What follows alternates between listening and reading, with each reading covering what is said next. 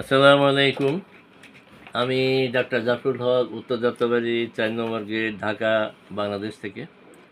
আজকে আমার ১৯ বছর আগের একজন পুরনো পেশেন্ট, যার বয়স তখন ১৫ বছর ছিল। তার গলার মধ্যে টনসিল ছিল অনেক বড় বড়, যার খাইতে অনেক কষ্ট হইতো। তার নাম হলো কি নাম? অমরচন্দ্র দাস। বাসা হলো ঋষিপাড়া, তাই না? গোলাপবাগ ঋষিপাড়া, ঢাকা।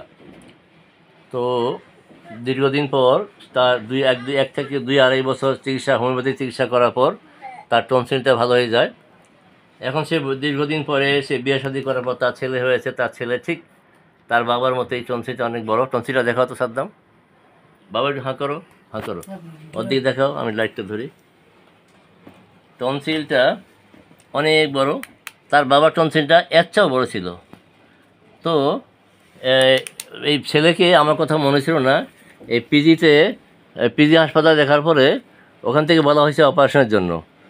তো তখন তার আমার কথা মনে পড়ে যে আমি তো সে ১৯ বছর আগে আমার টনসিলের জন্য আমি এই এই এই স্যারের কাছে ওষুধ খাইছিলাম। তখন সে খুঁজে আমার খোঁজ করে আমাকে বের করে এবং সে তার ছেলেকে আজকে নিয়ে আসছে টনসিলের জন্য। আজকে হলো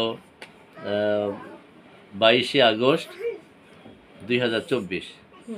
আশা করি তার ছেলেও এরকম যদি ১ বছর বা ১.৫ বছর চিকিৎসা করতে পারে, আশা করি সেও সুস্থ হবে।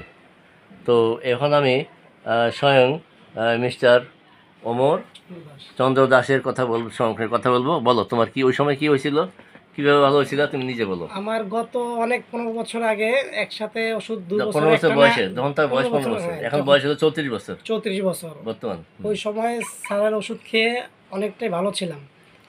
প্রায় ২ বছর একটানা ওষুধ খাওয়া লাগছে। অনেক ডাক্তার দেখেছি, অনেক ডাক্তার দেখানোর পরে অপারেশন কথা বলছিল।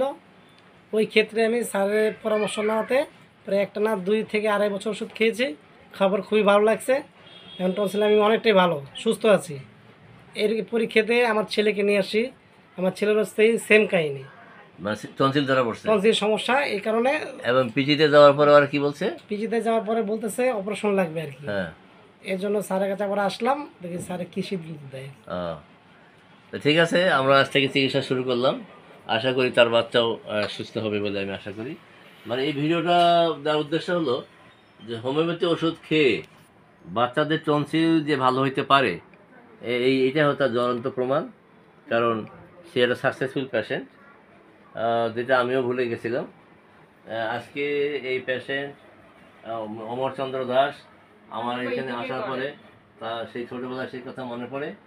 তো মানুষ মনে করে যে যদি টনসিলের অপারেশন ছাড়া এখন বিকল্প নাই, তো টনসিল হলে হোমিওপ্যাথি ওষুধে যে ভালো হইতে পারে, এটা একটা তার প্রমাণ।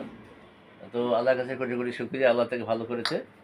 আমি তার ছেলের জন্য আজ থেকে চিকিৎসা শুরু করলাম।